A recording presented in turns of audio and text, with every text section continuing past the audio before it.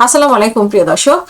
আওয়ামী লীগের কিছু সন্ত্রাসী জামিন হয়েছে এর দায় বিচারপতিদের বলে মন্তব্য করেছেন আইন উপদেষ্টা অধ্যাপক আসিফ নজরুল। তিনি বলেছেন যে প্রধান বিচারপতির দায়িত্ব ছিল তাদের অপসারণ করা। আওয়ামী লীগের আমলে প্রধান বিচারপতির বিরুদ্ধে আমরা সমালোচনা করেছি, এখন কেন তাকে নিয়ে কথা বলেন না, এমন প্রশ্ন তিনি ছুড়ে দেন।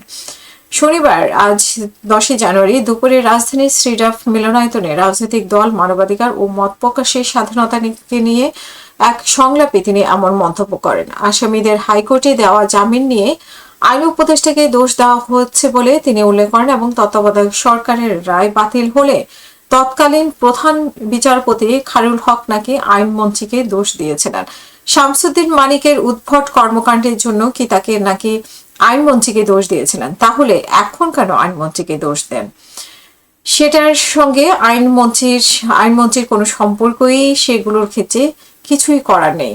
এবং তিনি বলেন যে উপদেষ্টা আরো বলেন যে দুটি কারণে দোষ দেওয়া হয় জানিয়ে তিনি উল্লেখ করেছেন। তার প্রথমটি হচ্ছে ভিউ ভালো হয়, ব্যবসা ভালো হয়, মনিটাইজেশন হয় এবং আসিফ নজরুল নামে একটি গালি দিলে একটু টাকা আসে। আর আরেকটি হচ্ছে যে অন্যদিকে হচ্ছে যে এখানে বিশেষ একটা রাজনৈতিক এজেন্ডা আছে, আমাকে দুর্বল করলে বিশেষ রাজনৈতিক এজেন্ডা বাস্তবায়ন সহজ হয়।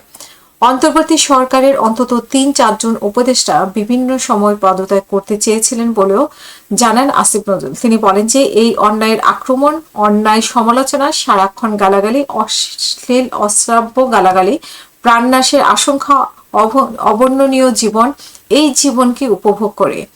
প্রধান উপদেষ্টা বলেছেন এটা একটা দল, একজন পদত্যাগ করলে আরেকজনের মনোবল নষ্ট হবে, আরো দাবি আসবে, আমরা কোনো কাজ করতে পারবো না, শুধু কাজ করে যাও।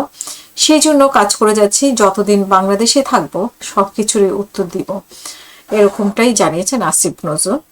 মানে ওনার নামটা নিলে আসলে ভিউ ব্যবসাটা ভালো হয়, টাকা আসে, মনিটাইজেশন আসে, এইসব বিষয়ে বলেছেন। এবং 3 জন উপদেষ্টার কথা যদিও বলেছেন যে 3 জন উপদেষ্টা পদত্যাগ করতে চেয়েছিল কিন্তু করা হয়নি, শুধুমাত্র অধ্যাপক মোহাম্মদ ইউনূসের আদেশে বা অনুরোধে ওনারা কাজ করে যাওয়ার জন্য তিনি এটা বলেছিলেন।